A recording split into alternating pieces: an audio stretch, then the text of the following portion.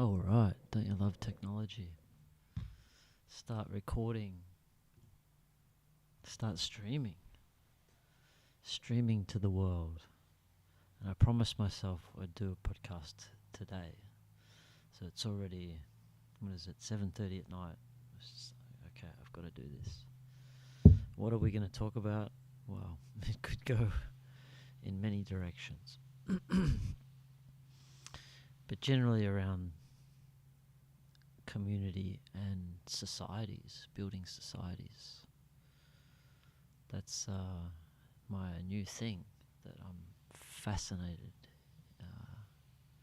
in.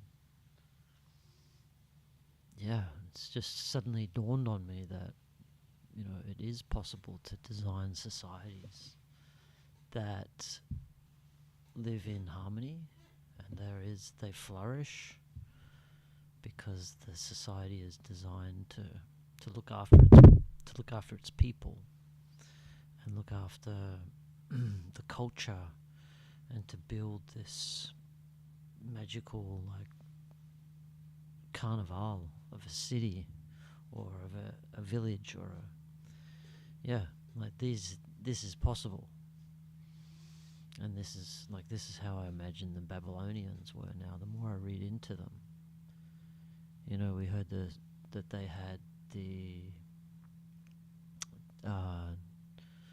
gardens of Babylon, like the fifth wonder of the ancient world. I mean, we don't have any, but there's been a few descriptions from people who went there, I believe.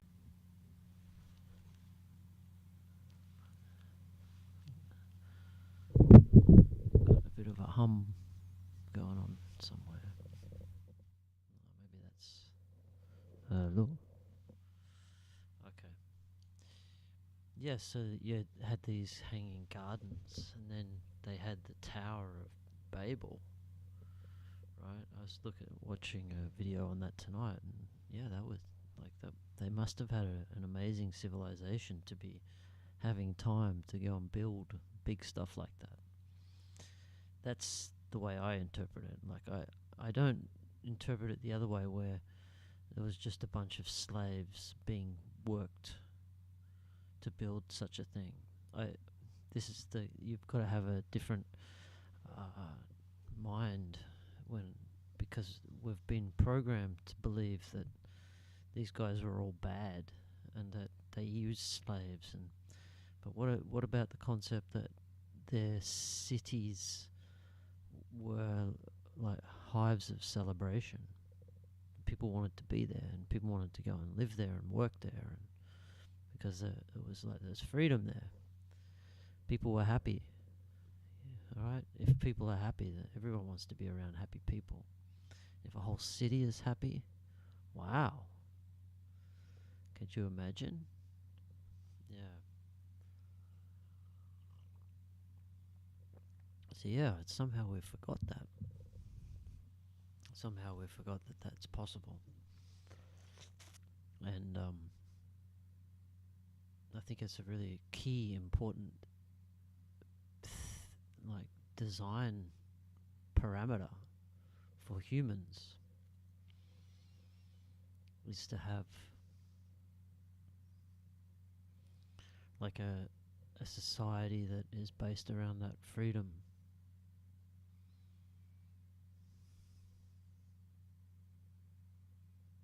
And then that freedom creates creativity, and people grow, and they become this I love the word harmonious. It becomes harmonious. Yeah. For some reason we don't think that that's possible. But I'm saying it is possible. And you just have to look in the past. Like the Greek Empire was great for a long time. And they had their kings and emperors. Augustus, I mentioned him yesterday. His final words were, "I hope I played my part well." To me, that's that's a leader of quality, because he always knew that he was like playing a role to make he had the ability to make huge changes for the better, for the betterment of many, many people. So he implemented a whole heap of law reforms, and I mean, I have only just briefly read about him, but yeah, to me, gives me, he was a good man. Mm.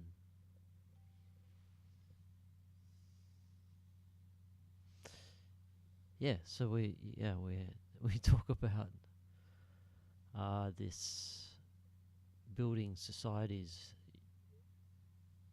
You have to have that. You've got to have that structure of how the society is built, and hence the name of this podcast is Queens and Kings. It's like we need to look at, well, how is the best way to structure a society, and you've also got to remove any negative judgments you have towards kings and queens. You have to be open-minded to it, because for thousands and thousands of years that was the model that seemed to work. Like, they had thousands of years to practice different models, and I would argue, not that I need to argue, it's like that this king and queen model is the model that like human society works best under, right? Just like it's the natural flow, the natural state of everything in the universe. There is a natural state. So ants and bees have their system for them to all get on and for things to be harmonious. So the bees, they have a queen, and they have the drones, they have a role, and then the female workers. But somehow they make it all work. They have a system, but it's based. There is a queen at the top, right? And I believe all the ants are the same. So the female is the queen. I mean, maybe that's the ultimate truth. The queen is the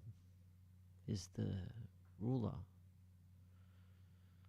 Now, I've thought about that a little bit. It's like that'd be the totally opposite to what we've been told, which tends to be the way in this world. Is everything we've been told is the opposite. It's like we are living in a coming up against like AI. Everything we do, everything is the opposite. Yeah. Anyway, so yeah, maybe queens is, and there has been times in history where the queen was the ruler, and maybe she had multiple kings, right? Could you imagine how much mind blown that would be for the majority of people?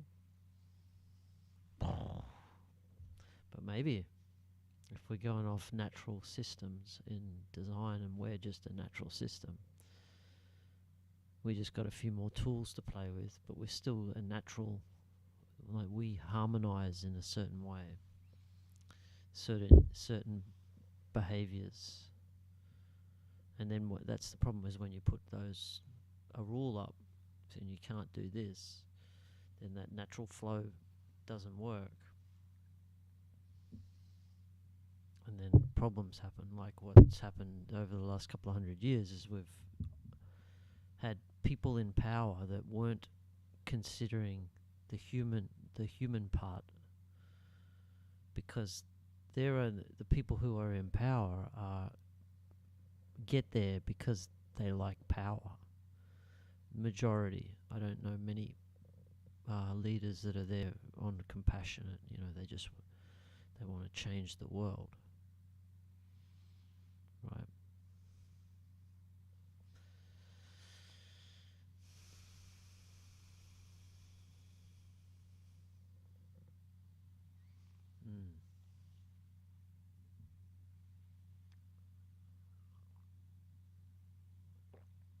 Amazing.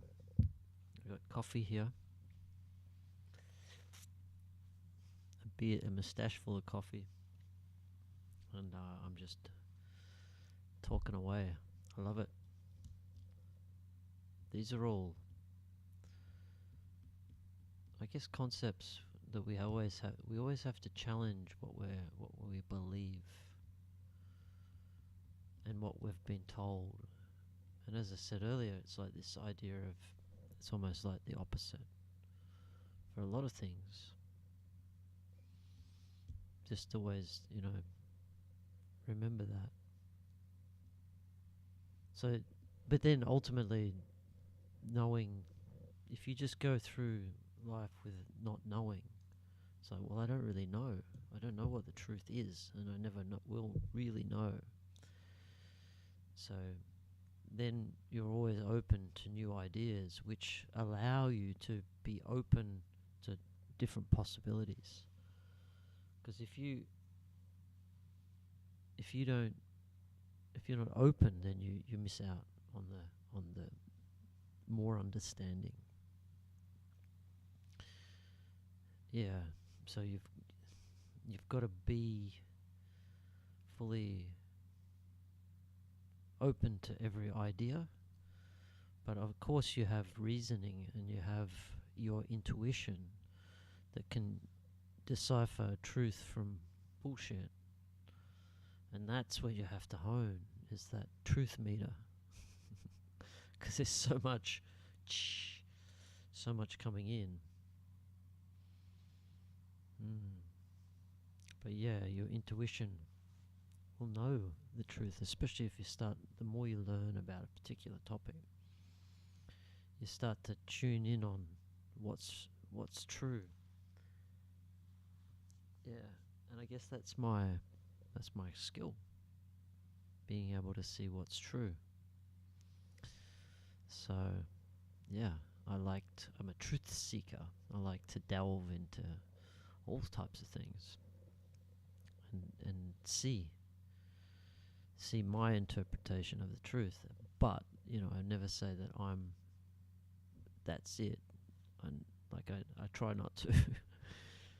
Yeah, because I think there's just so many layers of truth. There's so many layers, and they're all so you can be at this level, and there's truths at this level. But you go to a higher level, and the truths are different. So yeah, you're never going to know it all. You're never going to know it all. But I think that's what this universe is about, is coming as much as possible. I think consciousness is about becoming more conscious, and that's the goal, is to just expand. And everything is expanding. They're all seeking the light. Everything, all, like even the rocks, the trees, are all rising up to the light, because they want that consciousness, that wisdom, so they can learn more about where the hell they are. Yeah, and the more conscious, the more wisdom you get, the more you go, wow, okay, now you can step back and look around and start to really appreciate the place, and you see the beauty everywhere, and you see the beauty in people, and you see the beauty in the animals, and yeah, it's what everyone should seek, is that expanded consciousness, to the point where life is brilliant. There's no other way to put it.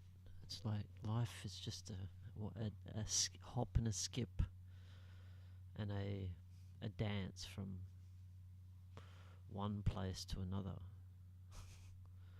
dancing in circles rather than walking in straight lines.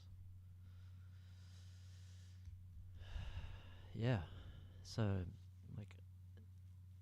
this is where I'm coming from. It's like I'm coming from being in that place of life is brilliant, and then wanting to share that, and seeing how in community how it comes out, how that consciousness the joy, the people having fun, and it all adds to the like everyone's learning so quickly and they're growing, and everyone feels that that's like they're at home, right? Oh, thank you. The universe agrees. It's like the being in that environment is what you feel at home, and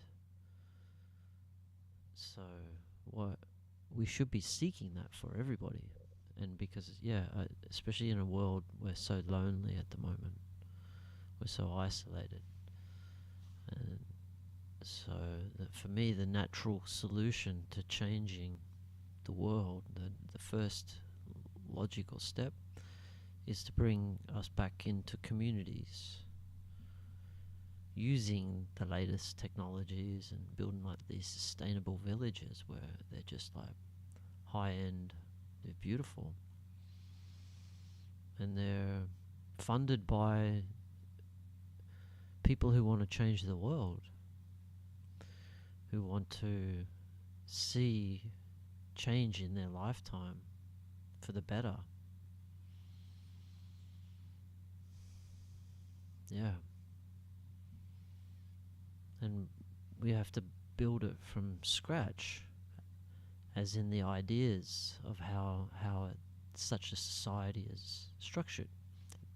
But it's purely based on freedom, respect, and love. Like all these energies we should be all.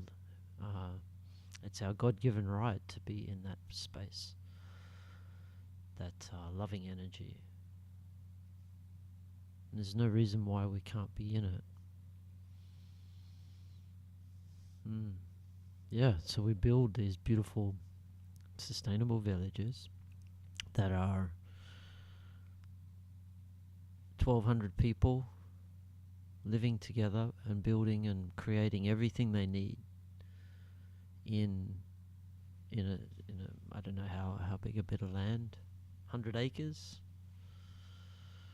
and you create a tribe. Basically, it's a sustainable village, a tribe of people, brethren who see each other as family, and then you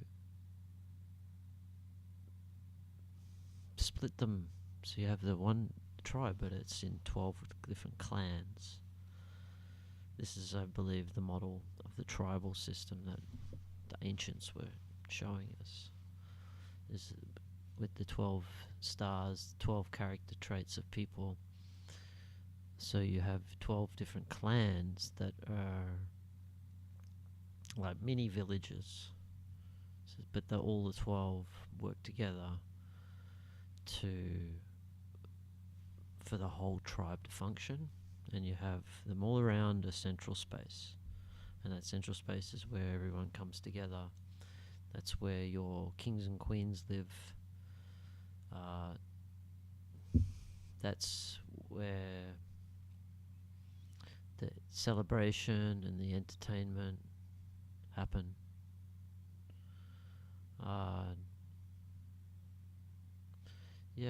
So you've got these 12 different clans that are all together and all working together in harmony, and and it's because this has been my understanding. It's like we can't all live together like under one roof. Like, it doesn't work. We are different humans, and we just have different interests and passions, and so some want to go to bed at 6 p.m. and some want to like wake up at 6 p.m.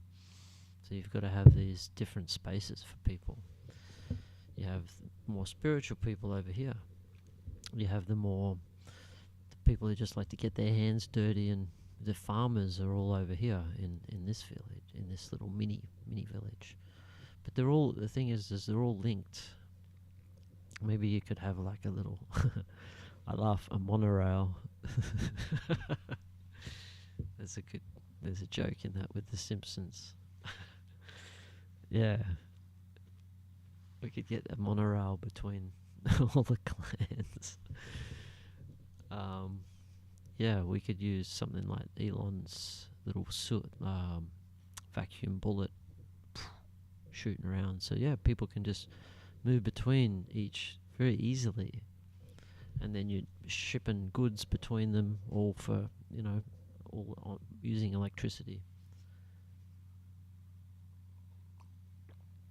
But yeah, you have that separation. So you have a family clan where all the families live, and they have school probably there. And it's like, how do we structure it? There are 12 clans, and then we work out what each characteristic of the clan is. What do we need for them to specialize in? What do they want to specialize in? So I think the zodiac tells us, okay, so you got, like, there's the little symbols telling us maybe that's a good place to start on how to structure your clans. You have your judges and your kings in the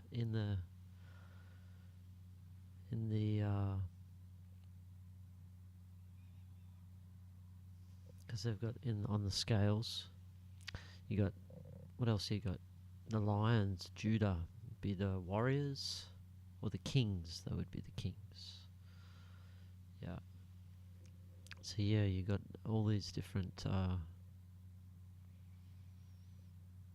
options.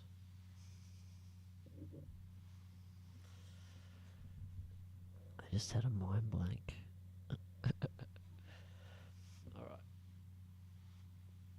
Can someone tell me what I was talking about? Astrology.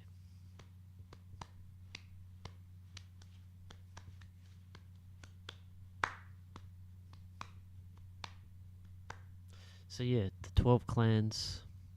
Yeah, so you build 12 clans. And the reason part of the reason I realized this was, in Bali you have a lot of the small villages, and they've still retained, each village they specialize in something.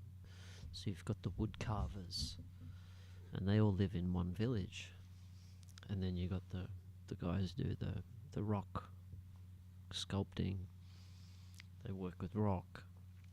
And what I realized is the good thing about having specialized clans like these little villages in Bali is that you get people in those clans, you get masters. Like, this becomes a place for people to hand wisdom down, because everyone, or the best artists, the best woodworker is living in that little clan. But there's also young woodworkers in that clan, and so the skills and the creativity that would occur, because you've got masters and disciples, and you've got this whole movement of moving of wisdom. Like, that's how it's meant to be. Yeah.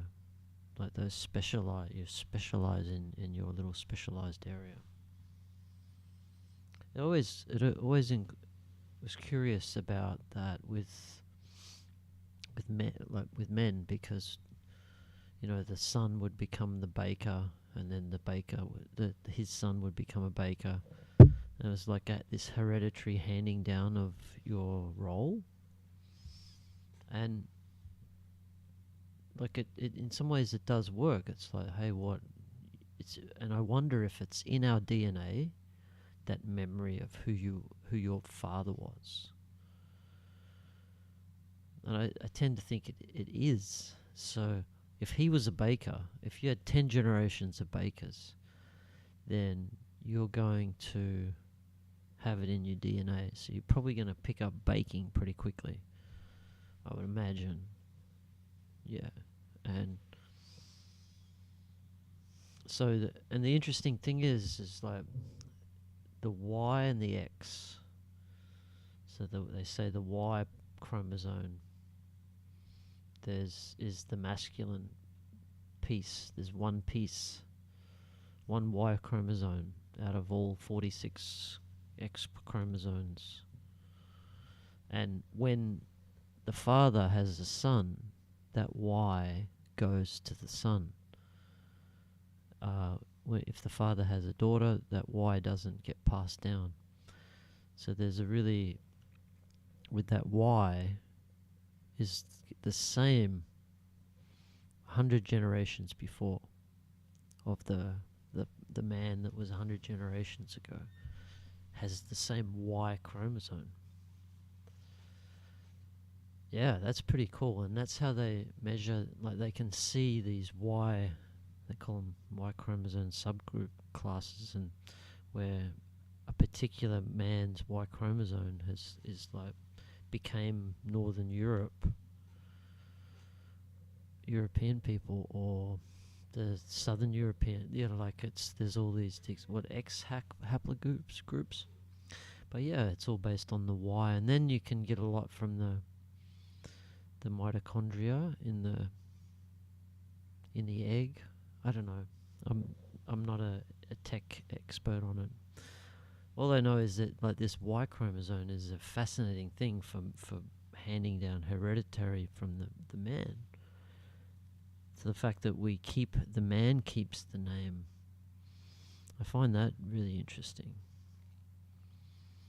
Like so the son would take the name, which tends to tell me that that's keeping track of the Y chromosome,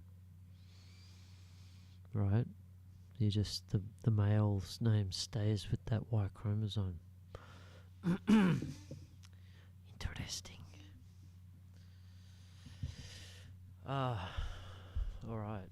I don't know how I got onto Y chromosomes.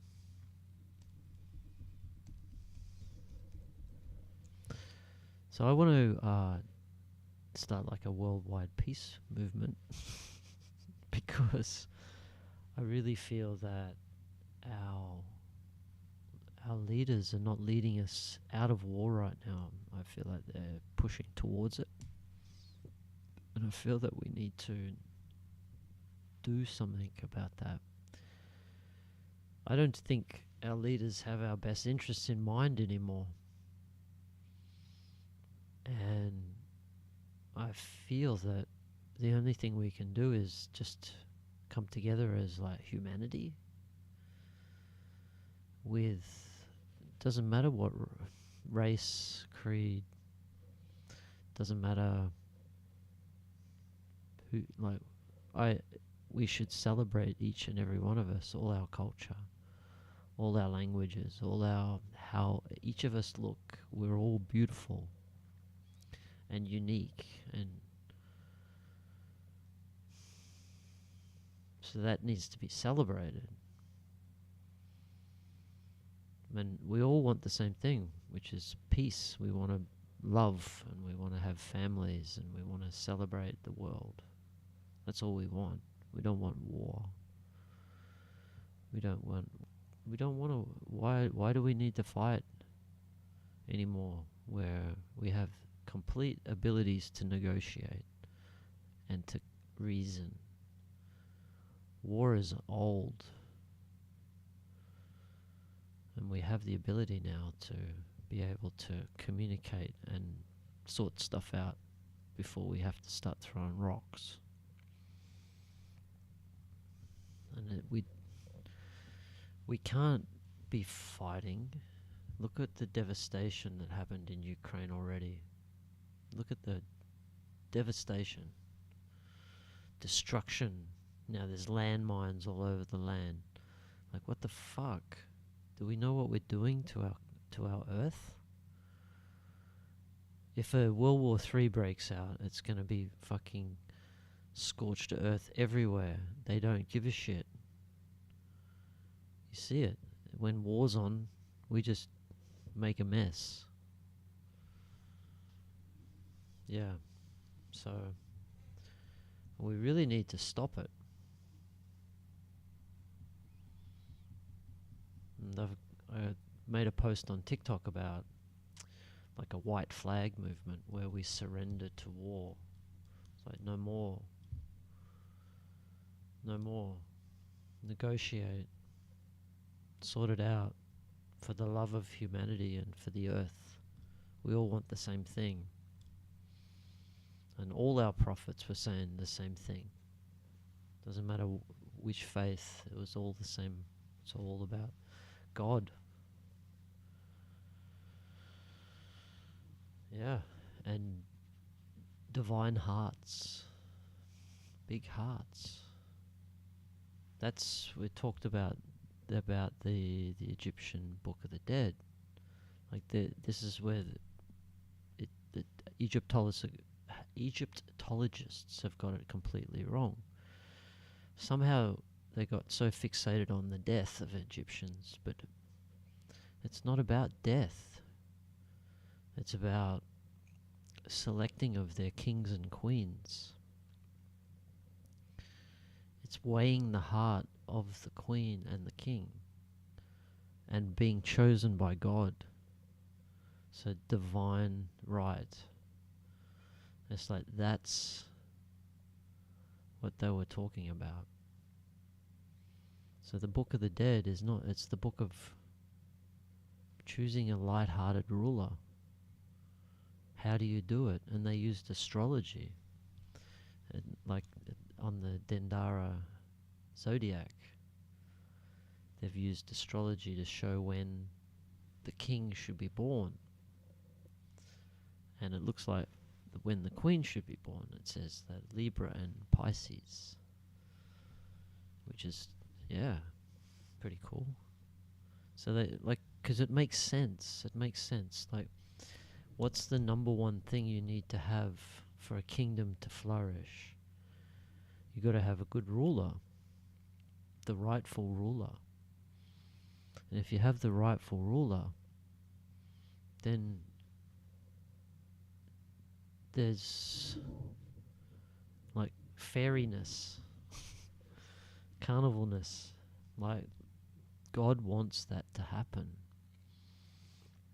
And He will reward that little society because they're good-hearted people. So you have that good-heartedness and it will filter down. That's why you have to have a priest king or a priest queen.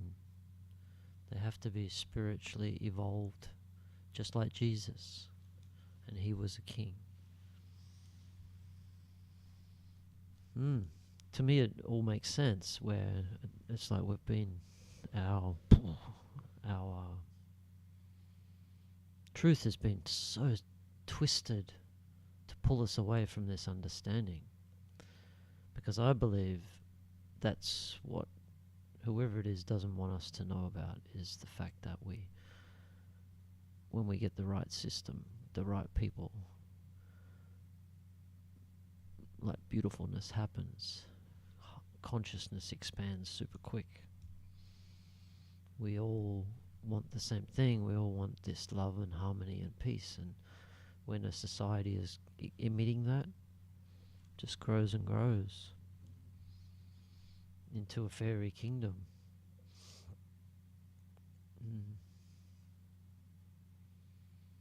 So I want to try this idea. Let's try it. Let's do a sustainable village that attests, and if we put it on Netflix as a reality show, building a new Earth. Yeah, and we could have a reality show of the journey through building such village. Our tribe, our new Earth tribe. It's like, let's give this, and it's a beautiful way to do it because it then gets the message to so many people, and then get them start thinking about like coming into these communities. Because I really feel that we have to start again. We have to start in a small groups again. build our family connection, the connection, learn how to live in community again. I mean, there's no doubt, like if you're in a city, like it seems like it's too far gone.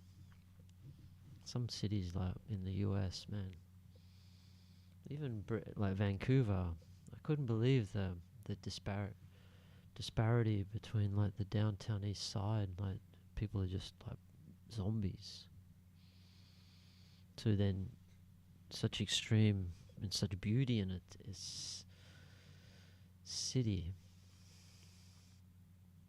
But yeah, you had such disparity. And if you wanted to create, like, how do you go back to that place where you're all so, like, there's harmony again? I feel like you have to start in a separate place, start again. You just got to start the village from scratch with the right morals and the right love. And then as it grows, then it becomes your city, or your natural state of growth will happen if you allow it.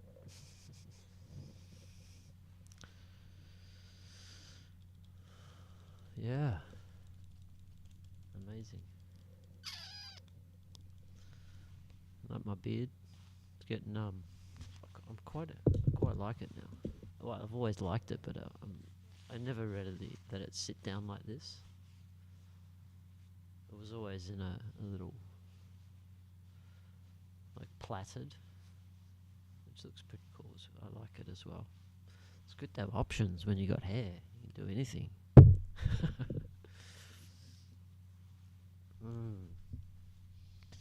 So yeah, I was talking about the state of the world.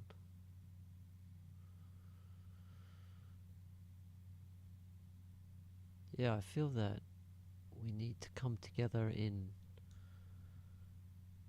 like, the whole of humanity. We all just say, well, we don't want to fight anymore. We just want to live in peace. We just want to have all the basics. We have everything we need. And then give us everything we need, the basics. Give us peace and everything we need, and then we'll work from there. Then everyone can relax, stop, and work out where they're going from there. But yeah, you support all this creativity to creativity. You give people the tools, and then they can create. And that's all we have to do now, is put the places, the spaces, and the tools. So many creative people out there just waiting for things to do. So that's what I see with the sustainable villages, is that you have all these tools for building everything you need for the community, even down to the point of like 3D printing plastics and metals, so you can like replace parts, not having to go outside. And I had spoken to a tool company about the possibility of them supplying the tools, all the tools like that. It's sort of like a sponsorship thing, where and as we get this model down, and then we start to build them all over the world, they can be part of the development. Because the way I see is these sustainable communities are like even the tooling that you've got there, like you have it's all you have a power generation, wind and solar and whatever else that you can use. Like there's so many different ways, but yeah, you have like tooling modules so people can just order the whole power pack and it does everything. So when they're going to build their villages, sustainable villages, all the shelf, but all their parts are interchangeable and they're all repairable. Like we start a new design ethos in the world where we build to last, and then also build to. There must be ways to print circuit boards now, so you have that technology. You have all the technologies to be able to, fix things, replace things. 3D printing is pretty powerful. Like, I have no idea where they're at the moment, but I know SpaceX is using 3D printers for their rocket parts. That's pretty cool. Yes, so much technology you can incorporate into a sustainable village. Now, I guess the thing is, like, where do you get the money for all this? Well, you need, like, this is, like, you cannot think of it as an investment for money returns. Although I feel it'll be the best financial investment you ever make, because this is the way forward. This is how we come together again and become self-sufficient. I think is a really good one. Become self-sufficient, but you also find your tribe again. And then suddenly, like, the benefits of living in a tribe become apparent, from helping with your children, helping with just taking, someone is cooking, someone is preparing the wood, everyone has a role, which means that you can focus on what you want to do. You don't have to do all the hundreds of different things. Do and enjoy doing that role. Maybe you don't like cooking every night,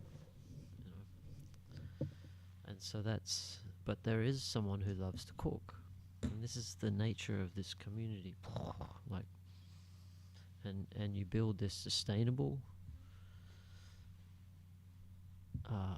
village, but fully sustainable, to the point where you're producing your own gas, methane, and there must be so many other little amazing technologies you can use to store energy, produce energy, produce chemicals that you need to manufacture things.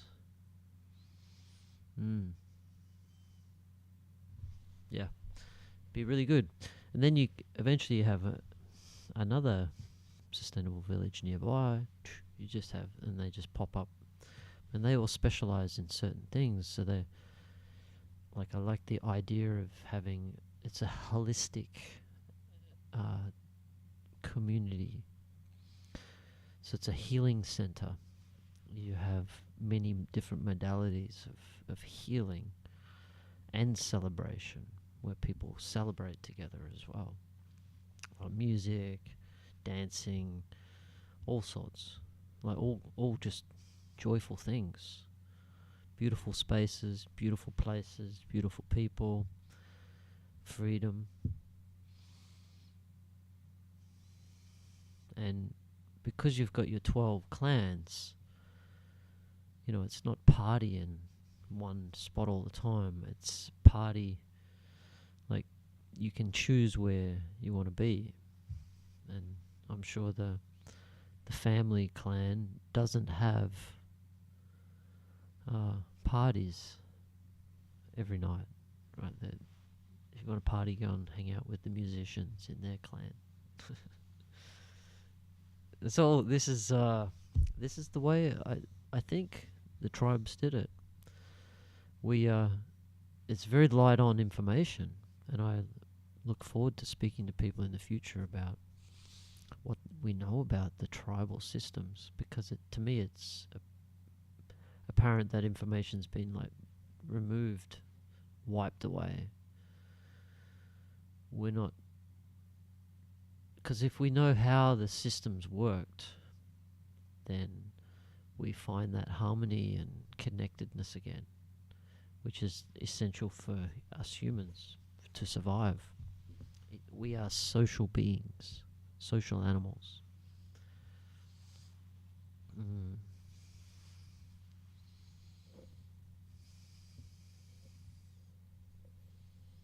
Mm. How are we going for time? I think that's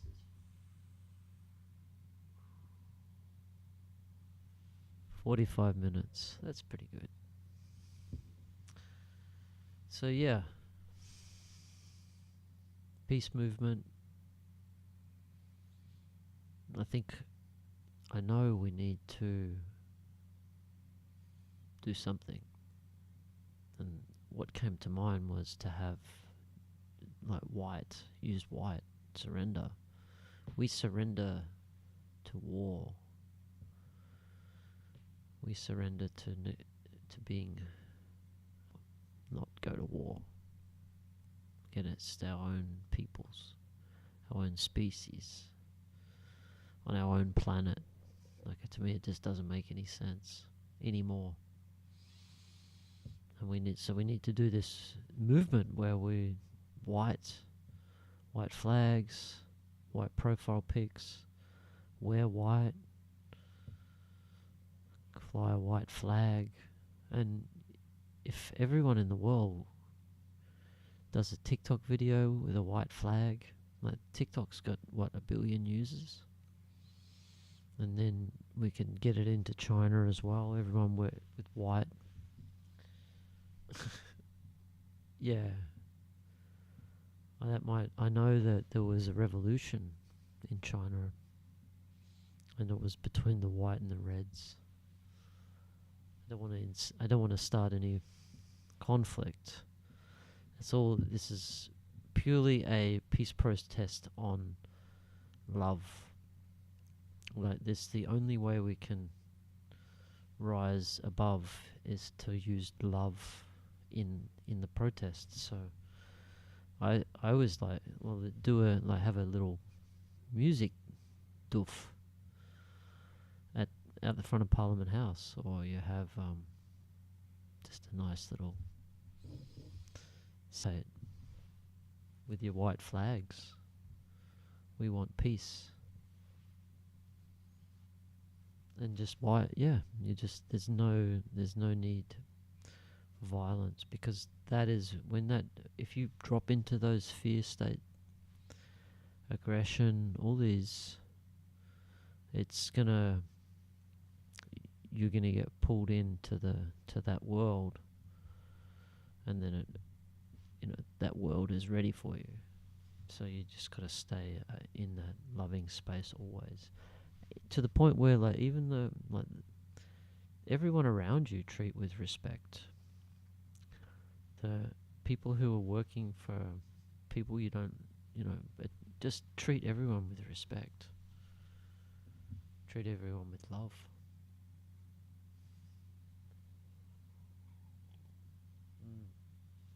It's been, the journey I've been on over the last few years with the community here, it's been very interesting, because there was a point where we had the authorities come and talk to us, and there was the general energy towards, locking the gate, putting up trespass signs, doing all these things that to me was not really my vibration. I don't want to feel threatened, or I don't want to feel I need to lock my gate to keep people out. Everyone is welcome. We're all God's children, right? It's and so I would treat everyone like that. The police officers, or the council. And it's just so much easier, for one. Because there was one day where I did do that energy of, you're not allowed in, and I drove down to the gate and stopped the police from coming in, and said, no, you're not coming in, read the signs. And they said, we'll have to arrest you. And I said, go for it. And they said, no, we don't want to arrest you. And it was just not me. And it was like, this is not the energy I want to be putting out there to these guys doing their job. What energy I want to be putting out there is like love. But they walked with me, and by the time around the property, I let it, and then by the time we got back to the gate, we were friends, and I felt heaps better. As to, okay, this is the path, and then afterwards just took all the signs down. It's always been open gate, and I think that's the only way to treat everybody. So you have to hold that high vibration. You got to say, well, forgive them, for they know not what they do, and I'm just gonna work around you.